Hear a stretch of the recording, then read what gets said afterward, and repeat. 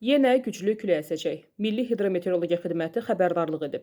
İyulun 30-u və 31-də Bakıda və Abşeron yarımadasında sarı xəbərdarlığa uyğun olaraq şimal-qərb küləyi, Qobustan, Hacıqabul, Şirvan, Salyan, Neftçala, Lənkəran, Astara, Masallı, Lerik, Yardımlı, Cəllabad, Biləsuvar, Saatlı, Sabirabad, İmişli, Beyləqan, Füzuli, Cəbrayıl, Siyəzən, Şabran, Xaçmaz, Quba, Qusar, Xızı, Mingəçevir, Yevlax, Goranboy, Daşkəsən, Naftalan, Gəncə, Göygöl, Bərdə, Tərtər, Tovuz, Ağstafa, Gədəbəy, Qazax, Şəmkir, Samux, Şəkidə isə sarı xəbərdarlığa uyğun olaraq cənub-şərq küləyi əsəcək. Küləyin sürəti saniyədə 20 metr təşkil edəcək.